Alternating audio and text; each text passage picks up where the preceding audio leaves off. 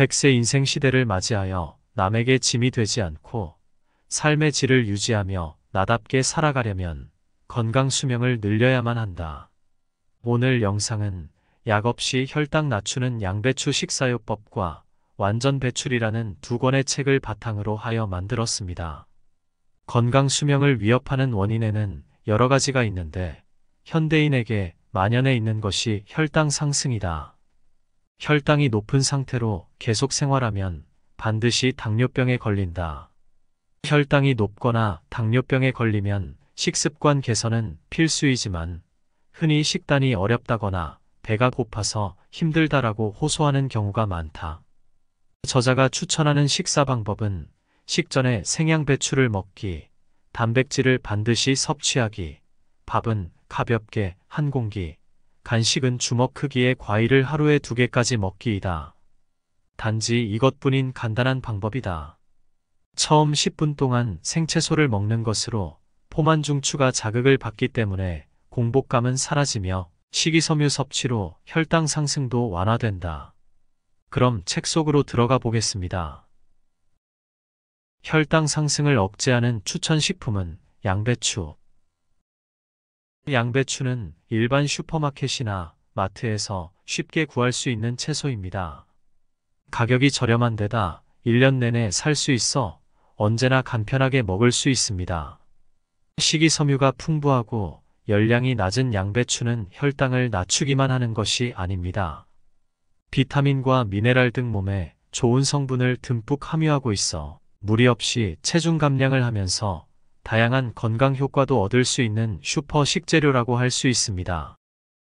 다이어트 효과를 기대할 수 있는 효소가 듬뿍. 효소란 체내에서 일어나는 화학 반응을 촉매하는 분자를 말합니다. 체내에 흡수된 영양소를 분해하는 것도 화학 반응의 하나입니다.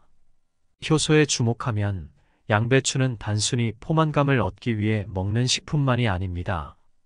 양배추에는 탄수화물을 분해하는 효소인 아밀라아제가 다른 채소에 비해 많이 함유되어 있기 때문입니다. 그래서 탄수화물을 먹을 때 양배추를 함께 먹으면 살이 잘 찌지 않게 됩니다. 효소가 함유된 식품을 가열하면 효소의 활성이 사라져 탄수화물을 분해하는 작용이 없어지게 됩니다. 내가 찌거나 삶은 양배추가 아니라 생양배추를 권하는 데에는 이런 이유도 있습니다. 위장질환과 지방간에도 효과적. 양배추에는 다양한 비타민과 미네랄이 많이 함유되어 있습니다. 먼저 몸의 세포와 세포를 연결하는 단백질인 콜라겐을 만드는데 꼭 필요한 비타민C가 매우 풍부합니다. 큰 양배추 잎을 생으로 몇 장 먹기만 해도 하루에 필요한 비타민C의 대부분을 섭취할 수 있다고 알려져 있습니다. 비타민C를 충분히 섭취하면 피부를 촉촉하게 유지할 수 있고 피부 탄력이 좋아져 체중을 감량해도 쭈글쭈글해지지 않습니다. 또한 피로회복과 감기 예방, 면역력 강화, 체내 활성산소 억제 등 많은 건강 효과를 기대할 수 있습니다. 동맥 경화나 심장 질환 예방에도 도움이 됩니다. 양배추에는 비타민 U도 풍부합니다. 안쪽 잎, 특히 심부분에 많이 포함되어 있습니다. 비타민 U는 양배추에서 발견된 영양소로 별명은 캐비진입니다. 위점막의 신진대사를 활성화하거나 위산 분비를 억제해 위궤양과 십이지장궤양을 예방하고 개선하는 효과가 있습니다. 당뇨병 환자의 경우 스트레스로 혈당이 100에서 200mg/dl 정도 오르는 것은 드문 일이 아닌데 스트레스가 많고 또 그 스트레스로 위장병이 생긴 당뇨병 환자라면 양배추를 꼭 먹어야 합니다. 아울러 간 활동을 활발하게 해서 신진대사를 촉진함으로 간 기능 향상과 지방간 예방에도 도움이 됩니다. 이 밖에 뼈의 형성을 촉진하고 혈관 건강을 유지해주는 비타민 K, 단백질이나 세포를 만들 때 빼놓을 수 없는 엽산, 뼈나 치아를 만드는 칼슘, 혈압을 낮추고 뇌졸중을 예방하며 골밀도를 높여주는 칼륨 등의 비타민과 미네랄도 풍부합니다. 암 예방에 효과적인 성분이 많이 들어있다. 양배추는 미국 국립암연구소에서 발표한 암 예방에 효과적인 성분을 포함한 식품 목록 가운데 상위 그룹에 속한 식품입니다. 이는 이소티오시아네이트라는 생리활성 물질을 함유하고 있기 때문인데, 같은 겨자과인 브로콜리나 순무, 고추냉이 등에도 풍부한 것으로 알려져 있습니다. 이소티오시아네이트는 체내에서 발암물질이 활성화하는 것을 방지하고 암에 걸리기 전 이상세포의 증식을 억제하는 작용을 합니다. 강한 항균작용 및 살충작용 덕분에 위암이나 폐암, 결장암, 식도암 등에 효과적이라고 합니다. 이소티오시아네이트는 고추냉이의 탁소는 매운맛에 포함되어 있는데, 매운맛이 거의 없는 양배추에는 글루코시놀레이트라는 성분이 들어있어서 먹고 난 뒤 소화되는 과정에서 이소티오시아네이트로 변화합니다. 양배추에는 식품을 가열, 조리하는 과정에서 발생하는 발암물질의 활성화를 방지하는 효소인 페록시다아제도 포함되어 있습니다. 뇌를 건강하게 하고 자양강장에도 좋다. 양배추는 한방에서 자양강장에 좋다고 알려진 채소입니다. 허약한 몸에 영양을 붙게 하여 영양불량이나 쇠약을 다스리고 특히 장의 기운을 돋우며 오장을 튼튼히 하는데 처방됩니다. 또한 양배추는 비타민 K와 항산화 성분인 안토시아닌을 함유하고 있어 뇌 기능을 향상시키고 치매를 예방해줍니다. 고령자의 건망증 방지나 노화로 인한 다리와 허리의 약화, 이명에도 효과가 있다고 하니 나이 든 사람일수록 꼭 먹어야 하는 식품입니다. 식전 양배추 먹기로 혈당을 낮춘다. 약을 사용하지 않고 스트레스나 공복감을 느끼지 않으면서 혈당 수치를 내리고 싶다면 어떻게 하는 게 좋을까요? 바꿔 말하면 배불리 먹어도 적정 열량을 넘기지 않으면서 체중은 줄게 하려면 어떻게 해야 할까요? 환자들을 진료하면서 계속 생각하고 실제로 직접 여러 가지를 실험해 본 결과 고안해낸 것이 식전에 양배추를 먹는 것입니다. 열량이 낮고 배가 부른 음식이라고 하면 자연스럽게 떠오르는 게 채소입니다. 채소는 각종 비타민과 미네랄은 물론 식이섬유도 풍부해 건강에 매우 이로운 식품이지요. 당근이나 오이, 양상추 등 여러 채소로 실험해 본 결과 나는 생양배추를 먹었을 때 상당히 만족감을 얻을 수 있었습니다. 그러나 나의 경험으로 환자에게 권해도 환자가 만족하며 계속할 수 없다면 치료법으로는 실패이겠지요. 그래서 의학부 학생들의 협조를 얻어 임상시험을 해보기로 했습니다. 다양한 채소를 먹은 뒤 평소와 같은 식사를 하게 한 것입니다. 이를 5일 동안 실행했습니다. 실험에 이용한 채소는 양배추, 양상추, 토마토, 오이, 양파로 포만감 순위를 매긴 결과 생양배추가 가장 만족스럽다는데 의견 일치를 보았습니다. 이후에는 시간을 들여 양배추를 얼마만큼 먹는 게 좋은지, 어떻게 잘라 먹는 게 효율적인지 등을 학생들과 거듭 실험했는데 그 결과 식사 전에 양배추 한 통의 6분의 1을 큼직큼직하게 썰어서 먹는다라는 식사요법에 도달하게 되었습니다. 양배추 6분의 1개, 약 200g입니다. 식전 양배추 먹기를 도입하면서 비만과 당뇨 치료 성공률은 급증했습니다. 내가 담당한 환자의 90% 이상이 체중을 감량했고 혈당 수치를 낮추는 데에도 성공했습니다. 뭐래도 살이 빠지지 않던 60대 비만 여성은 식전 양배추 먹기를 실천하고 한 달 만에 3kg이 빠졌고 식후 혈당 수치가 400mg/dl을 초과했던 30대 남성은 식전 양배추 먹기를 실천하고부터 떨어지기 시작해서 지금은 정상 범위 내로 진입했습니다. 이외에 많은 환자들이 실천해서 효과를 보고 있습니다. 구체적인 실천 요령은 다음과 같습니다. 식전 양배추 먹는 방법. 1. 매일 식전에 생양배추 6분의 1개를 먹는다. 먹어야 하는 양배추의 기준 분량은 한 끼에 양배추 한 통의 6분의 1, 약 200g입니다. 하루 3끼 양을 합치면 양배추 반통이 되겠지요. 아침, 점심, 저녁 3끼 외에 약간 배가 고플 때 간식 대용으로 먹어도 됩니다. 이 5cm 크기로 큼직하게 자른다. 칼을 사용하는 것이 귀찮다면 5cm를 기준으로 손으로 찢어도 괜찮습니다. 이 정도가 씹을 때 식감을 느낄 수 있는 가장 좋은 크기이며 삼키기 전까지 천천히 먹는 습관을 들여서 빨리 먹는 것을 방지하는 데에도 효과적입니다. 치아가 좋지 않은 분이나 고령자의 경우 큼직하게 썰면 먹기 힘들다고 느낄 수 있습니다. 그런 경우에는 채 썰기를 해도 상관없지만 천천히 먹는 것에 유의해야 합니다. 3. 10분 동안 잘 씹어 먹는다. 양배추는 날 것 그대로 간을 하지 않고 10분에 걸쳐 천천히 잘 씹어 먹습니다. 이것이 가장 효과적입니다. 아무리 배가 고파도 빨리 먹지 않고 천천히 맛을 봅니다. 식전 양배추 먹기 실천 요령은 이 세 가지가 전부입니다. 생양배추는 양상추나 시금치 등의 이파리 채소 중에서도 씹을 때 식감을 잘 느낄 수 있습니다. 이런 까닭에 양배추 6분의 1개를 먹는 데에는 10분 이상 걸립니다. 그 결과 포만중추를 자극해 포만감을 얻을 수 있습니다.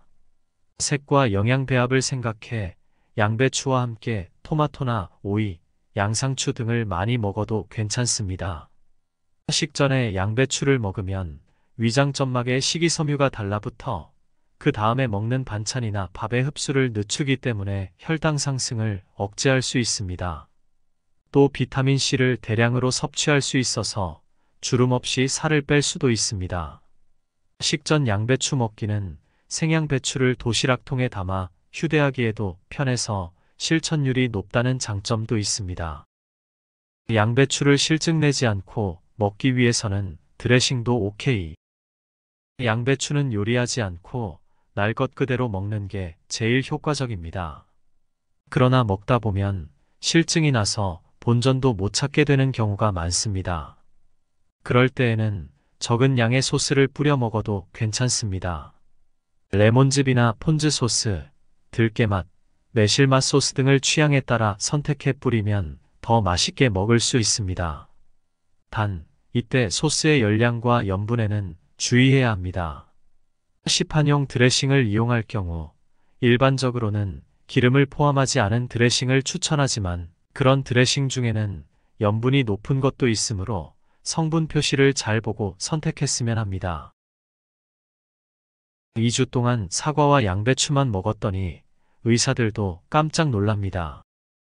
우리가 도시 생활을 하면 70% 정도는 가공식품을 먹습니다. 저는 이제 가공식품을 공장 음식이라고 부르겠습니다. 죽어있는 음식은 진정한 에너지를 만들지 못합니다. 살아있는 효소, 즉 살아있는 에너지를 얻을 수 있는 음식은 채소와 과일밖에 없습니다. 저는 채소와 과일이 식단의 70%가 되고 일반 음식이 30%, 즉 7대3의 법칙만 지켜도 우리의 몸은 살이 빠지고 질병을 예방할 수 있다라는 메시지를 전하고 있습니다. 그러나 맨 처음 명현 반응, 호전 반응이 오기도 합니다. 설사가 대표적인데요. 이것을 부작용이라고 생각하면 오해입니다.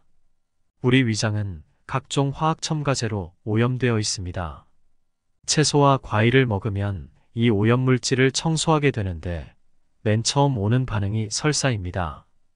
방부제, 보존제, 향미 증진제 등 화학물질에 길들여진 위장에 신선한 효소물질이 들어오니까 위가 반응을 하고 몸이 깨어나서 몸을 청소하는 현상입니다. 가려움증이나 콧물이 나기도 합니다. 최초 2주 정도는 이런 현상이 나타나는데 겁내실 필요도 없고 중단하실 필요도 없습니다.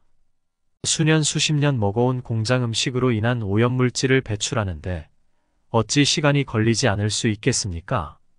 우리 인간은 외부의 침입으로부터 스스로를 방어하기 위해 고열과 구토와 설사라는 발명품을 만들어냈습니다. 즉 700만 년 동안 수렵채집 시기를 거치면서 독성 물질이 들어오면 이것을 밖으로 뱉어내도록 진화해왔습니다.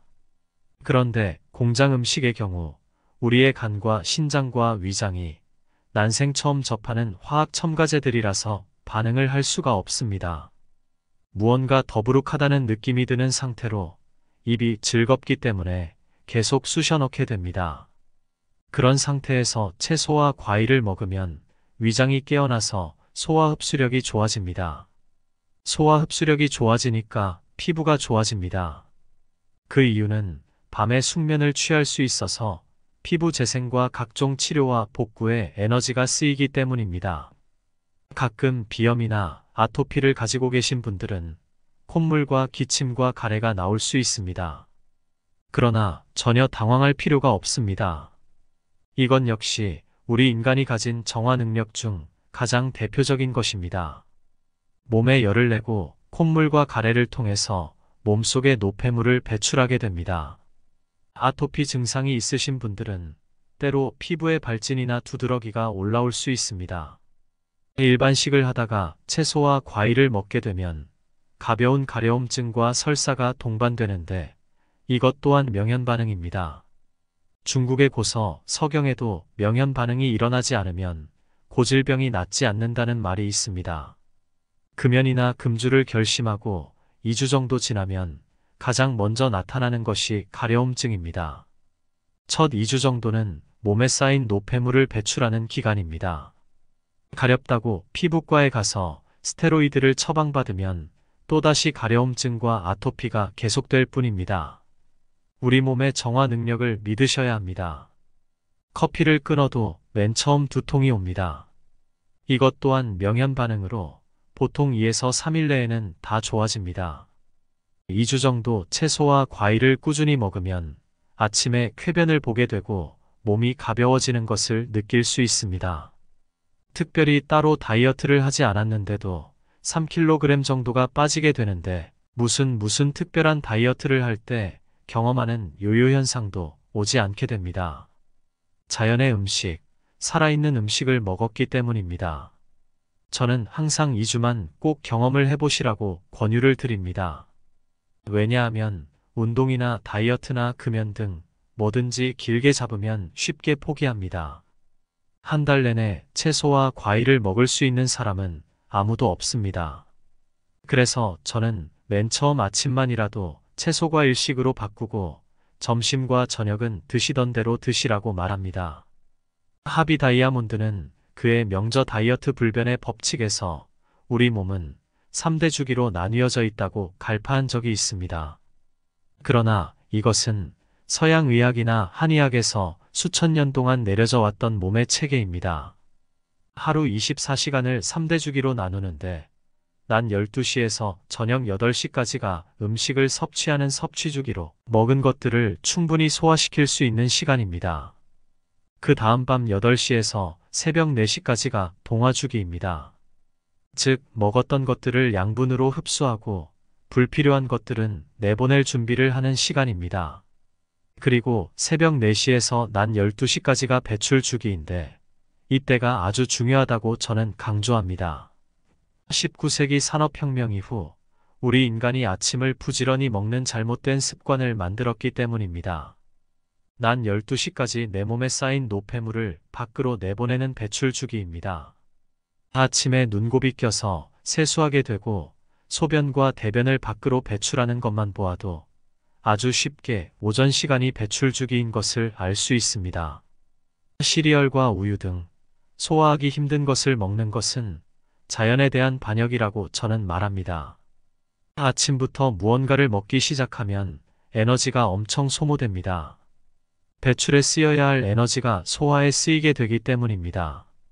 그래서 저는 굳이 아침을 먹어야 한다면 채소와 과일 또는 무첨가 주스를 드시라고 강조합니다.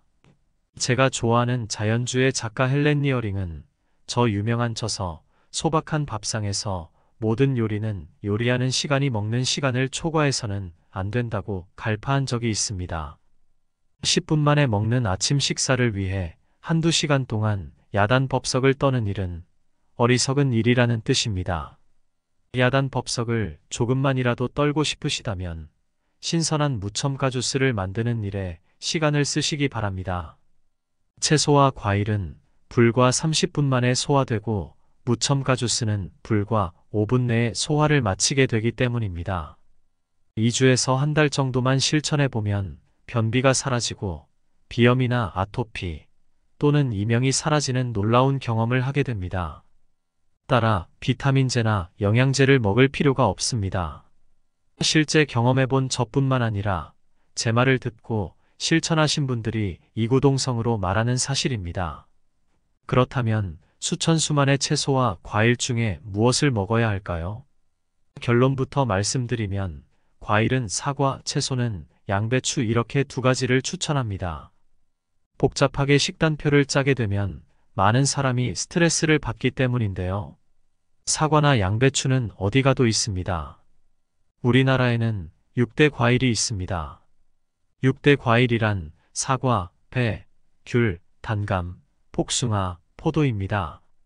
요즘 체질 변화로 복숭아 알레르기가 생긴 분들이 꽤 있어서 복숭아 대신 수박이나 딸기를 권하기도 합니다. 이 중에서 전 세계 어디에나 있는 것이 사과입니다. 미국의 유수의 암센터들이나 요양기관에서 환자들에게 매일 공급하는 것이 사과입니다. 오랜 시간 동안 인류가 먹어온 과일 중에 지금껏 사과가 생생하게 살아남았다는 것은 그만큼 우리 인간에게 가장 많은 영양소를 주었다는 것을 증명합니다. 매일 사과 한 알이면 의사가 필요 없다라는 서양 속담이 괜히 나온 말이 아닙니다. 양배추의 경우 얇게 채를 썰어가지고 우적우적 그냥 한 움큼씩 씹어 드시는 습관만 들이셔도 변비는 저절로 해결됩니다.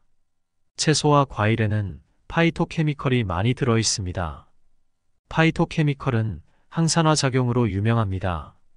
산화란 무엇일까요? 물질이 산소와 결합하는 현상을 말합니다. 예를 들어 사과 껍질을 벗겨서 공기 중에 놓아두면 색깔이 갈색으로 변하는 것을 생각하면 쉽습니다. 우리 몸도 공기를 들이마시거나 음식을 먹으면 산소와 결합해서 분해하고 소화시키는데요. 우리 몸에서 사용한 후 버려진 노폐물을 밖으로 배출해내는 산소 쓰레기 배출 작용을 해준다고 생각하면 아주 쉽습니다. 인체에 운반된 산소를 완벽하게 사용하지 못하면 약 3%의 쓰레기를 남기게 되는데 이 쓰레기를 무력화시키거나 배출하는 작용이 바로 항산화 작용입니다. 1991년 존스 홉킨스 의대는 지구상의 인류가 앓고 있는 질병은 36,000여 가지가 있는데 이 질병의 모든 원인은 활성산소 때문이다라고 발표할 정도로 무시무시한 놈입니다. 활성산소를 어려운 말로 프리레디컬 또는 자유레디컬이라고도 부르는데요.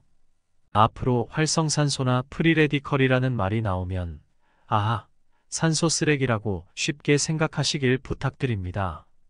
자동차의 배기가스를 생각하면 더 쉽습니다. 배기가스가 완전히 배출되지 않고 차 안으로 스며든다면 자동차도 망가지고 그 안에서 운전하는 인간도 망가지게 되지 않겠습니까? 제가 완전 배출을 주장하는 이유입니다. 사과는 80에서 90%의 영양분이 껍질에 있습니다. 사과 껍질에는 항산화 물질, 그러니까 몸속 산소 쓰레기를 배출하는 성분이 있어서 혈관을 청소해줍니다. 막힌 혈관의 기름기를 사과 껍질이 분해해서 밖으로 배출한다고 생각하면 쉽습니다. 이 항산화 물질은 고기, 생선, 계란, 우유, 공장 음식에는 전혀 없습니다. 없는 정도가 아니라 제로입니다. 또한 몸에 좋은 과일이나 채소라고 해서 불에 익히면 항산화 물질은 모두 사망합니다. 제가 계속해서 살아있는 음식을 먹어야 한다고 주장하는 이유입니다. 과일과 채소를 먹기 생소하신 분을 위해서 채소즙, 과일즙, 채소과일 주스를 권합니다. 시중에서 파는 공장 음식에는 모두 화학 성분이 들어 있습니다. 무공해라는 말에 현혹되어서는 안 됩니다. 대부분 설탕과 소금과 방부제와 각종 화학물질이 들어 있습니다. 아무것도 첨가하지 마시고 무첨가로 드십시오. 물론 씹어 먹는 것이 가장 좋습니다. 우리 치매는 아밀라아제라는 탄수화물 분해 효소가 있습니다. 인간의 치매는 단백질 분해 효소인 프로테아제와 지방 분해 효소인 리파아제가 없습니다. 물론 몸속의 장기에서 육류를 소화시키는 각종 효소가 생성됩니다. 그래서 힘들게 겨우겨우 소화하게 됩니다. 아침에 고기를 먹으면 졸리고 힘든 이유입니다. 배출에 쓰여야 할 에너지가 소화에 사용되면서 뱃속을 요동치게 하기 때문입니다. 그러나 과일과 채소를 먹으면 침이 이미 섞여 있기 때문에 1차 소화가 완성되고 장으로 들어가 2차 소화가 완성되는데 불과 30분밖에 걸리지 않습니다. 무첨가 주스는 불과 5분에서 10분 만에 소화를 완성합니다. 몸에 좋다는 채소와 과일도 안 먹으면 소용없습니다. 제가 무첨가 주스를 추천하는 이유입니다. 제 경험으로는 당근과 사과와 양배추 이렇게 3개 정도만 넣어서 돌리면 맛이 좋습니다. 이것들이 없으면 냉장고에 있는 과일과 채소를 모두 다 넣어도 상관없습니다. 과일 주스는 혈당을 높인다라는 말에 현혹되지 마시길 바랍니다. 시중에서 파는 과일 주스는 당연히 혈당을 올립니다. 무공해니 유기농이라는 말에도 현혹되지 마시기 바랍니다. 살균과 멸균을 거치는 순간 그것은 더 이상 살아있는 음식이 아닙니다. 아무리 유기농 과일이라 해도 열을 가하는 순간 각종 미네랄은 모두 사망이라는 사실을 꼭 기억하시기 바랍니다. 독일의 마르텐 박사에 의하면 생채소를 삶으면 단백질은 2분의 1로 줄어들고 나트륨은 4분의 1로 줄어든다는 사실을 실험 결과로 증명했습니다. 익힌 것을 먹으면 날 것에 비해 3, 4배를 더 먹어야 미네랄이 충족됩니다. 우리가 채소를 샐러드로 먹으면 소금을 뿌리지 않아도 맛있게 먹을 수 있습니다. 그러나 불로 익혀 나물로 만들어 먹으면 미네랄 특히 염분이 죽어버리므로 소금을 쳐야 그나마 맛있게 먹을 수 있는 이유입니다. 전문가들은 정제된 가짜 과당과 과일 속에 있는 진짜 과당을 한 묶음으로 비판하는 경향이 있습니다. 식물에서 추출한 후 열처리해서 물에 녹인 것을 액상과당이라고 합니다. 이것은 단당류로서 다당류인 과일과 근본적으로 다릅니다. 액상과당은 세상의 어떤 당분보다 체내 흡수 속도가 빠르게 이루어져 혈당을 급격히 상승시킵니다. 인슐린 저항성이라는 말도 좀 어렵습니다. 우리가 음식을 먹으면 포도당의 형태로 소화되어 몸속의 세포로 이동해 에너지로 쓰입니다. 이 세포의 문을 열어주는 열쇠가 바로 인슐린입니다. 그런데 몸에 당이 너무 많아 혈관에 머물면 당 수치가 올라갑니다.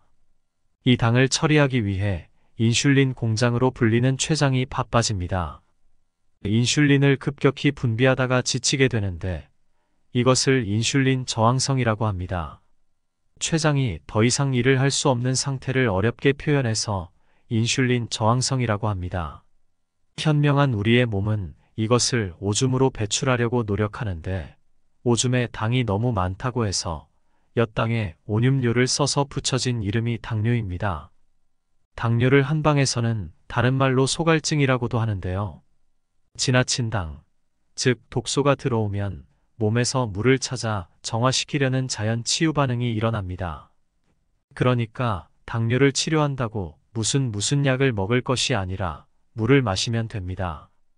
몸이 진정되면 인공당을 먹지 말고 천연당인 채소와 과일을 먹으면 됩니다. 거듭 강조하지만 어떤 성분이 좋다고 해서 그것을 공장에서 열 처리한 후 추출하여 제품으로 만들면 거의 모두 독이 됩니다. 과일과 채소에는 아직도 성분이 확인되지 않은 수천 수만의 영양 성분들이 들어 있습니다. 이 성분들이 유기적으로 연결되어 있습니다. 과일과 나뭇잎을 주 먹이로 하는 침팬지로부터 700만 년 전 갈라져 나온 우리 호모사피엔스가 과당을 인공적으로 추출해서 먹어왔다면 우리 인류는 벌써 당뇨병으로 멸종했을 것입니다. 당근과 사과와 양배추를 즙이나 주스로 내서 마시든 그냥 먹든 2주 동안만 실천해 보시길 권합니다. 그 후에 당신의 몸에 복잡한 이름의 질병을 붙인 의사를 찾아가 보십시오. 진료기록부를 새로 만들면서 깜짝 놀랄 것이라고 저는 장담합니다. 여기까지 책의 핵심 내용 정리를 마치겠습니다. 여러 여건상 책의 일부밖에는 전달해 드리지 못하니 오롯이 저자의 뜻을 이해하시려면 꼭 책을 읽어보시길 추천드립니다.